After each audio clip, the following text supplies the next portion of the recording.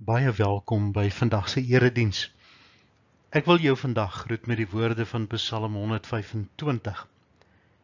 Die wat op die Here vertrou, is soos Sionsberg, wat nie wankel nie, en altyd vas bly staan. Soos die berge Jerusalem aan alle kante beskerm, so beskerm die Here sy volk nou en vir altyd. Kom ons bid saam.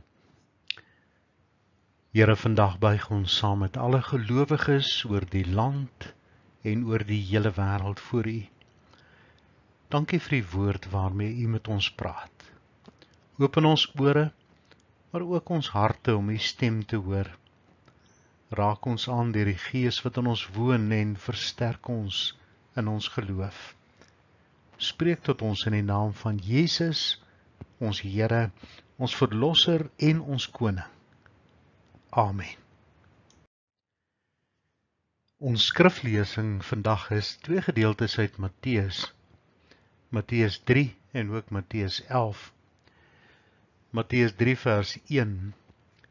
In daardie tyd het Johannes die Doper in die woestyn van Judea begin preek en gesê: Bekeer julle, want die koninkryk van die hemel het naby gekom.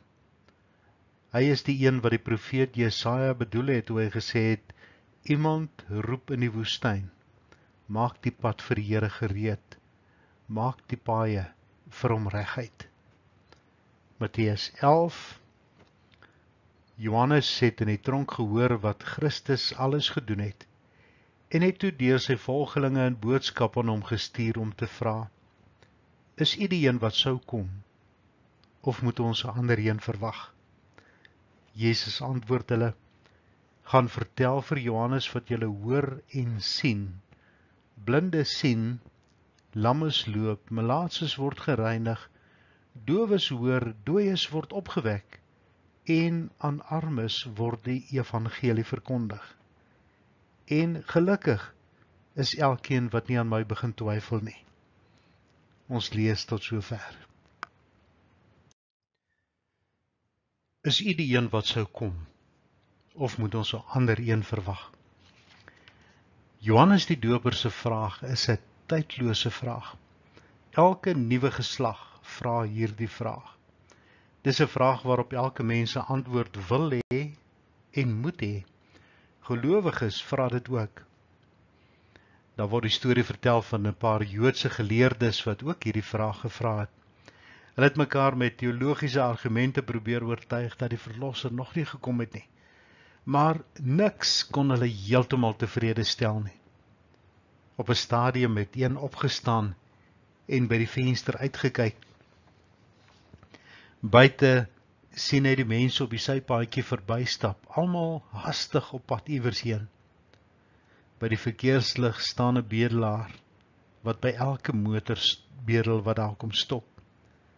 In die verte hoor jy 'n alarm en later kom 'n ambulans verbygery. Verder af in die straat sien hy 'n man met 'n verslete winkeltrollie vol plastiekbottels en papier wat hy oral bymekaar gemaak het en nog later die dag wil verkoop om 'n brood te koop. Toe draai die rabbi om en hy sê met groot oortuiging in sy stem: Die Verlosser het nog nie gekom nie. Hulle vra toe vir hom: Hoe weet jy dit? Toe sê hy: As die Verlosser gekom het, sou die wêreld anders gelyk het. Daar sal nie meer so baie ellende en nood in die wêreld wees nie. As hy kom, sal hy die wêreld verander en heel maak en nuut maak. As jy vandag by die venster uitkyk, wat sien jy? Dink jy die Verlosser het al gekom? Ons lees van Johannes die Doper wat in die tronk sit en dan kyk hy ook deur die venster en dan wonder hy: Het die Messias al gekom of moet ons 'n ander een verwag? Hoekom het Jesus nie die verskil gemaak waarop almal gehoop het nie? Hoekom het hy nie die wêreld verander en sommer al ons probleme opgelos nie? Ja, ons het almal ons eie verwagtinge oor wat Jesus kan en moet doen. As 'n mens deur 'n krisis gaan, soos Johannes, dan kom die vraag van self by jou op. Soms wil jy nie, maar jy vra dit nogtans: is U die een wat sou kom, of moet ons 'n ander een verwag? Ons vra dit nie uit ongeloof nie. Ons vra dit juis omdat ons glo, en omdat ons so graag wil hê dat Jesus 'n verskil in ons wêreld moet maak. Johannes het van sy volgelinge gestuur om by Jesus te gaan hoor. En Jesus se antwoord is nie 'n ja of 'n nee nie. Sy antwoord is, kyk by die venster uit, kyk na die wêreld daar buite. Wat sien jy? Ja, hy het vir hulle gesê, gaan vertel vir Johannes wat julle hoor en sien.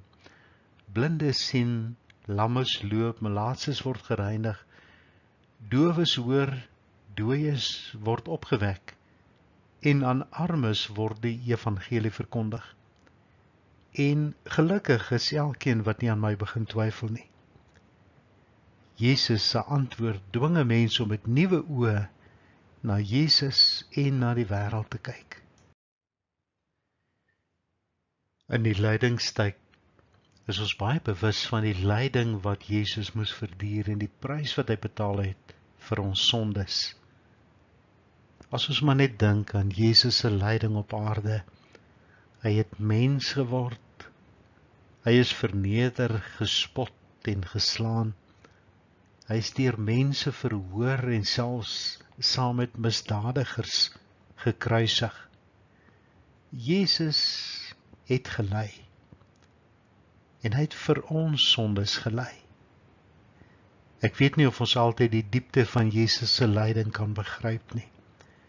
Dit oorweldig jou, dit laat jou eintlik sonder woorde. As jy Jesus op sy lydingsweg volg, dan sê jy net weer, dankie Jesus, U het dit vir my gedoen.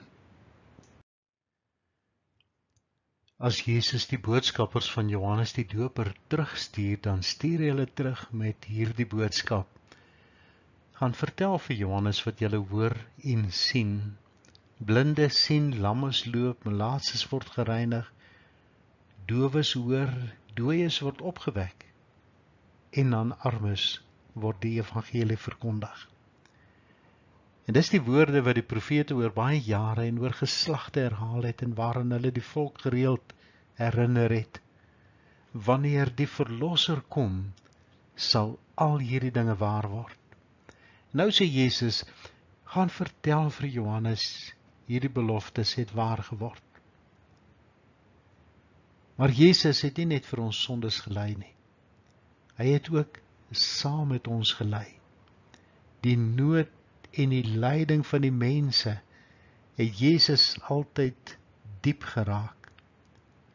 Jesus het nooit by mense in hulle nood verbygeloop nie. Hy het elke keer by die siekes en die eensames gaan stil staan. Hy het selfs die eenvoudiges en die armes en die sondaars raak gesien. Hy het aan 'n melaatse geraak en hom gesond gemaak. Jesus het getreur saam met die wat hartseer is. By Lazarus se graf het hy saam met die familie gehuil. Hy het deernis gehad met die vrou wat op oorspel betrap was, toe die skare met klippe in hulle hande gestaan het om haar te gooi. Selfs die tollenaars het by Jesus sy heenkome gevind en agter hom aangeloop. Dis een ding om die lyding van ander te sien en daardeur aangeraak te word. Dis iets anders om saam met iemand te ly. Om saam met iemand te ly is om te sê, jou lyding word ook my lyding. Ek ly saam met jou. Wat jou seer maak, maak my ook seer. Ek dra die vrag saam met jou. Dis om medelee te hê, om lyding te deel. Han sê dit vir Johannes, sê Jesus. En so ook vir hom, aan armes word die evangelie verkondig. Die evangelie is die boodskap van hoop en van redding wat verkondig word aan almal wat swaar kry en aan almal wat al hoop verloor het. en almal wat smag na redding en bevryding uit die greep van die sonde. Gaan vertel vir Johannes, hy moet nie twyfel nie. Daar is hoop vir elkeen wat ly onder die gevolge van die sonde. Die afgelope jaar het 'n pandemie soos 'n groot golf oor die wêreld gespoel, en ons het die onmeetbare lyding gesien, en ons het die hartseer verhale gehoor van die effek daarvan op mense. In hierdie lydingstyd wil die woord opnuut vir ons verseker. Jesus het nie net vir ons sondes gely nie. Hy het ook medelee met sy kinders wat lyding ervaar.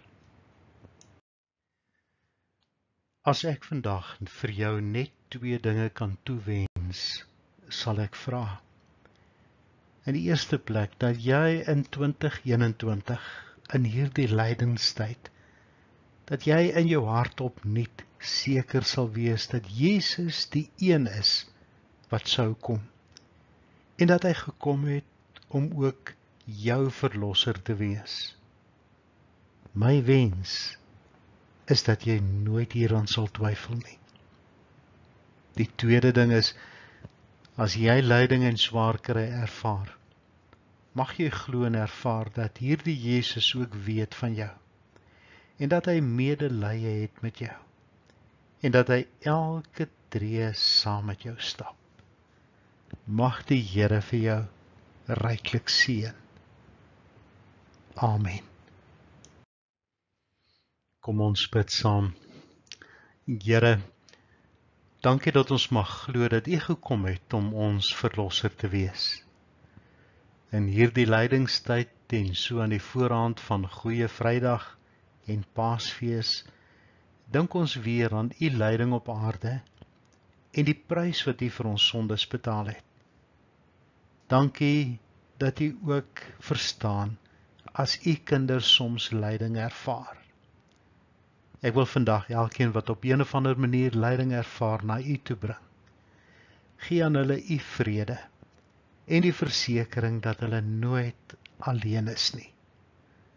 Lei ons elke dag trou aan U Vaderhand en gee dat ons nooit moedeloos word en hoop verloor nie. U Here is ons hoop en die rots waarop ons staan as die storms oor ons kom. Neem elke gelowige onder U sorg en maak ons ware getuies van Jesus wat gekom het as verlosser vir die wêreld. Laat U koninkryk kom. Ons bid dit in die naam van Jesus. Amen. Ontvang die seën van die Here. Die Here sal jou seën en jou beskerm. Die Here sal tot jou redding verskyn en jou genadig wees.